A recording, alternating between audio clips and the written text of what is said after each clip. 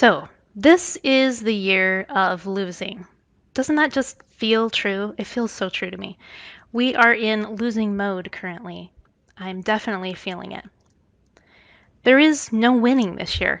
Nothing's going to be the same ever again.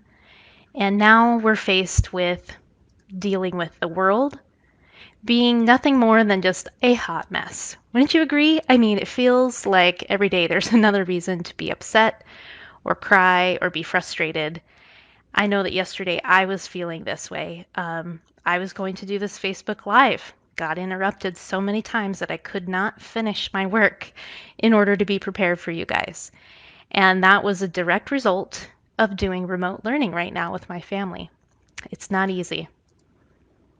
So, how do we win at losing? That's what we really need to be asking ourselves. How are we going to win at losing? Really, I'm thinking we've got to make peace so that we can learn how to live this new way of life. We got to make peace with the fact that things will never be the same. It's never going to look the same. Every experience we've ever had will be different from this point forward. And we should just make peace so we can live a new life. But so many of us want to experience a zero loss kind of year, right? It's unrealistic though. We don't want to lose time with our students and our families having access to school. We don't want to lose anything. And yet, the reality is, zero loss is unrealistic. We'll have so many losses, as you know. School's going to be way different this year. That feels like a big jab. Even socially, it's so different. I had plans today to meet with a friend, and COVID interrupted that. Work is different. We're all working at home from now. Even the supply chain. I mean, where are all the Clorox wipes? Good grief, I can't find any. There's none. The shelves are barren.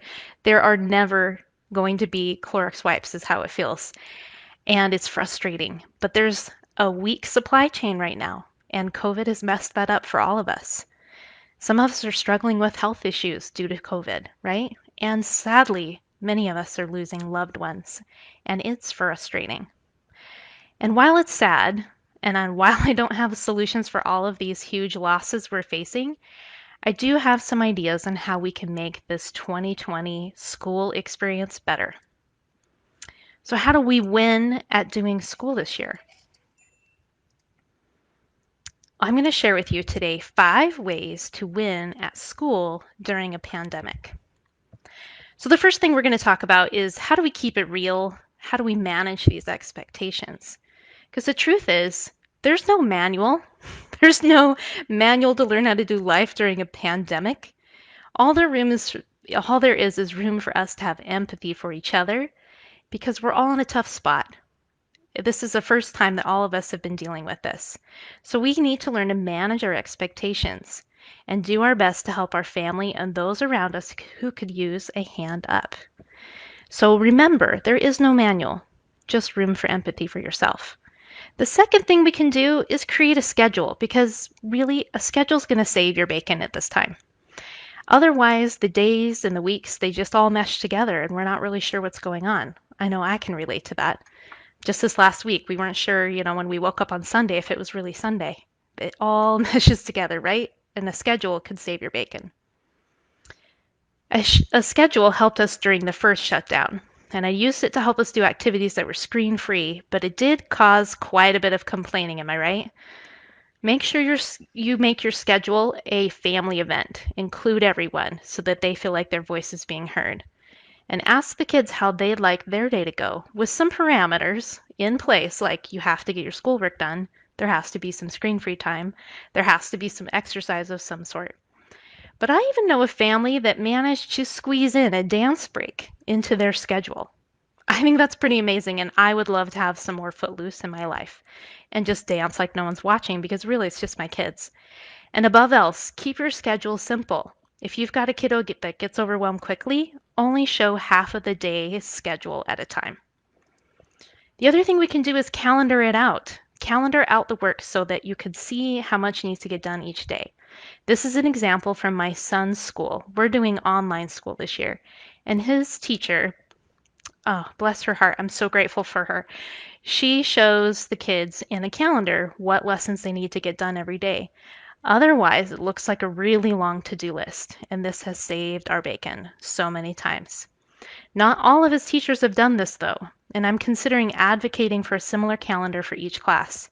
But if all else fails, I can make one on Sunday evenings for each class to keep minimum tiers at bay. So if you're looking for a great calendar, though, for older students to learn how to manage their own time, make sure you check out Order Out of Chaos. These planners are hands down the best. The system works, and putting pencil to paper can really help the brain see their time and learn to manage it. Leslie, the founder of Order Out of Chaos, is also hosting a back to school Facebook Live on August 17th. You'll want to go check it out. The topic is raising problem solvers versus direction followers. And I'm going to drop a link in the comments right now for you. 1 second here. It'll be right there for you. You should be seeing it pop up right now, so you can register for that. And along with that link, I also wanted to share with you another link directly to the planners so that you can see that. And we are an affiliate for these. What that means is she just gives us a very small kickback for suggesting it, but we don't suggest anything that we don't use. We love Order Out of Chaos. They do such a great job with their planners. So I highly suggest helping your child put pencil to paper and plan their time. Another great way to do the remote learning this school year, because it's going to be reality and something we'll be doing a lot, is to speak up and advocate. I saw this in my feed yesterday from Emily Gibbons. She shared it, and it made me laugh because this is the reality that we're all facing. Jess Carpenter wrote, "Can't wait to homeschool my kid while working from home, while trying to eat healthy, while avoiding the coronavirus, while trying to keep sane, while keeping up with the news, while getting 5 minutes to myself, while cleaning the house, while writing a book, while being a mom." That rang true to me because I felt a little insane yesterday, for sure. I'm not going to lie. But to help me, I got the best piece of advice from my sister, who is a principal. And last spring, when remote learning had hit us, she was saying if you've got a kiddo that's spending 10 to 20 minutes trying to figure out what to do, have them stop and just email their teacher. Don't waste your time being mad and frustrated. You just need to talk to the teacher and ask for clarity and ask for help. This is one of the biggest moments for you to teach your child to be a problem solver, to be resourceful, to learn how to advocate and get that help. Show them how easy it is with a template. So I created this template and we used it a lot yesterday. Basically, it looks like this. You put help in the subject line with your student's name. And then you say, "Hi, my name is da da da," because you have to remember a lot of the teachers have a lot of students, especially middle and high school. They've got hundreds of students. So it's important to identify who you are and what class and period you are and what you're working on. And this can be really helpful. And we keep this saved in our emails. Then I wanted to show you how this actually looks in action. So I used this the other day with my son. He was frustrated because he kept getting an answer wrong. Because it was a piece of software, we decided to send an email and ask what he was doing wrong. Maybe we were typing it wrong or something, or maybe the software had an error in it. So I taught him how to take a screenshot and attach it to the email so he was communicating clearly. He's in 6th grade and this helped a lot. And yesterday, I wanted to do this Facebook Live for you, but my son was having such a hard time with his social studies class, which derailed my window of time for this presentation. And the template, again, came to the rescue. We used the email to diffuse the emotions he was feeling, and we asked for clarity on what to do. Shortly, maybe a half hour, an hour later, his teacher responded and let us know how to proceed. It was great. So you can see that we have the opportunity to help model some really good behaviors for our children. And with that, you want to use your teacher's office hours. That's super important. They make time for you. So if you can, try to show up to those office hours. Other ways that you can advocate for your child is to ask the teacher if we can do a shortened assignment. See if we can do a different output. What do I mean by that? If your child hates writing, which I have 3 that do, So if they hate writing, see if you can find a different kind of output. Maybe they can make a PowerPoint. Maybe they could make a video. Maybe they could make a podcast. Some other way to demonstrate that they understand the content, but it's in an output that you get a willing participant. You could also ask for more time to complete the work. Sometimes you need the whole week to get the remote learning done because your child just can't slog through that much stuff. And then you could also advocate an adjusted schedule to help your work schedule. The other day, I was talking to a parent who is a home inspector. We're buying a house, and he was there showing us what's going on with our house. And he was saying how difficult it is because he and his wife work jobs where they're away from home during the day. This would be a perfect time to reach out to the school, the principal, and ask if it would be okay if there was an adjusted schedule so that you can do your stuff better. And if they say no, then maybe go to your employer and see if you can work an adjusted schedule so you're around and available to help your children with school. The other thing we could do is use technology. Technology can do a lot of heavy lifting for us. I love tech. Now, this is one of the most powerful tips that a student can use to get clarity, and I learned this from my mentor, Marilyn Zecker. Basically, a student should learn to ask more specific questions like this. Will you watch me work a problem and tell me where I'm going wrong? Now, with remote learning, this may be a challenge if it's not during office hours, but again, we can pair that idea with the email and some tech to help us be problem solvers in this case. And if you download the Jamboard app, so I was going to play this video so you can see how it works. If you download what's called the Jamboard Whiteboard app, and this is seriously my phone, you could even do this on your phone. And Jamboard is just a free whiteboard app. There's other ones like Microsoft as well, if you wanted to use Microsoft. But using your whiteboard and the recorder on your iPhone, you can let your child show the teacher how they're working through a problem and then send it to the teacher for feedback. It makes things a whole lot simpler. Okay, give me just a second. I'm going to let the video catch up. It was downloading. So you can see you just open the Jamboard, you start a new one, you press the plus sign, and then you immediately can start drawing on the screen. And when you record on an iPhone, all you have to do is swipe up and hit the little circle at the bottom, and it will start recording your screen. And when you're done, you swipe up again and turn off the circle, and then you're done. And now the teacher can watch you be working that problem. Now, this problem obviously has an error in it, and that was intentional, right? Because I want to be able to show the teacher what's going on. So there you have it. So that's how that works. And this is really, really helpful. And you can upload it to a Google Drive and then send it. The file will probably be on the bigger side.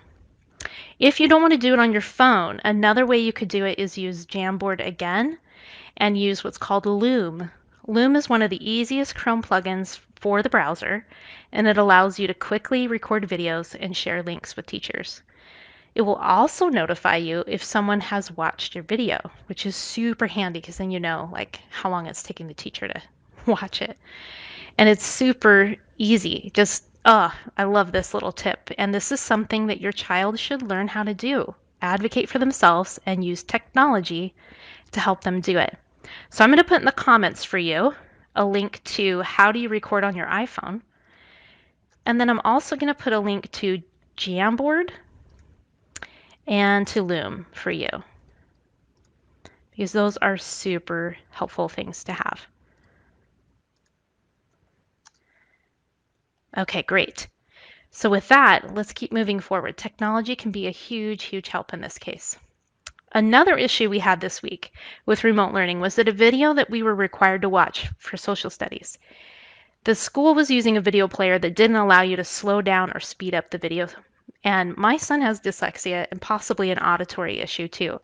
And I noticed that the person that was speaking in the video was talking very quickly and throwing a lot of language out there that was overwhelming my son. And so we used the video speed controller Chrome browser plugin, that's a mouthful, to slow down the video so he had time to process what was being said. It helped a ton. These are just little simple tweaks to make this remote learning much less painful. The last thing you could do is get some help. Now we know help comes with a cost, but there are some things that parents have been doing. You guys have been getting creative. Some families are choosing to enroll their child in online school. That's what my family chose to do. It is not free of bumps. We still have issues. It's not easy. So I still use all of the same things I taught you, but it's a little less intrusive than doing remote learning and then going back and forth between in person and at home. Some families are choosing to do what's called a co op.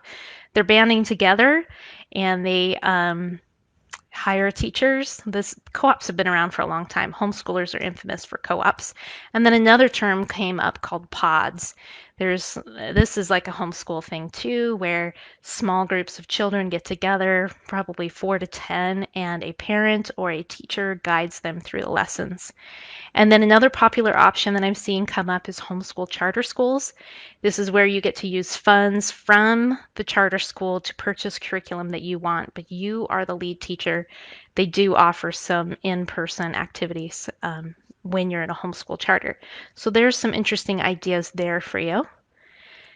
And then you also could hire a private teacher, which this is crazy expensive. A parent that we work with told us that the quote she got was $75,000 to $90,000 a year, which is insanity to me. That's just crazy. The other thing you could do is do some tutoring to help your child stay up and on track for that. And there's lots of tutoring websites out there. And of course, if you're new to us, you could work with us, Made for Math. Now, we specialize just in math. However, this year we'll be tinkering around with a few other subjects.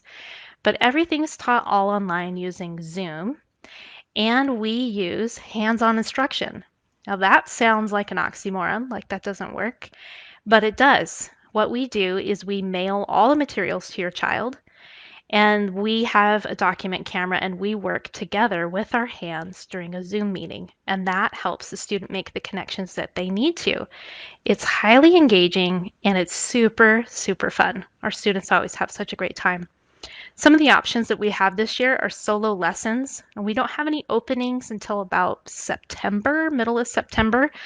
But we do have an assessment that you need to go through, and that takes some time. So we have a wait list, and our goal is not to let any family wait longer than a month. We don't want you sitting on there too long.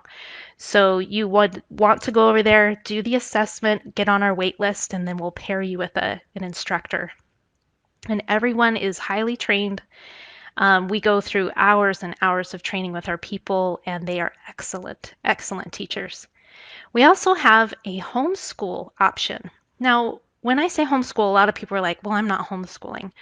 No, the reality is a lot of our families that use it are either doing private school or they're doing public school and they're doing what's called dual enrollment, which means we're the dedicated teacher, but they still go to school for everything else. But then we do have a few families that are doing traditional homeschool. And these are groups of 4 to 8. The cool thing about it this year is we added a one-to-one component to it. So your student would go to group classes 4 days a week, and then 1 day a week they would get some individualized attention. And all the materials are included, and we mail all of that to your house, and it's awesome. The last day to enroll in that is August 21st, and you again are going to do an in-depth assessment, and then you'll get placed in a class and in a group. One of our classes is almost full, the other two have some availability. So there's that option as well. And then, kind of newer, oh, I removed that slide. I'm sorry. We're also going to be doing some group classes over at OutSchool. So be sure to watch for those. We'll talk about those more. But just an FYI that we typically serve students who learn differently. So this is students with dyslexia, ADHD, autism, dyscalculia. But our methods are applicable for all students. Doesn't matter who you are, everybody can benefit from multisensory instruction. Oh, Janice, you asked such a great question. I love that. How do you know if the child is using the manipulatives as they're being taught? So you probably know, Janice, kids are pretty tech savvy.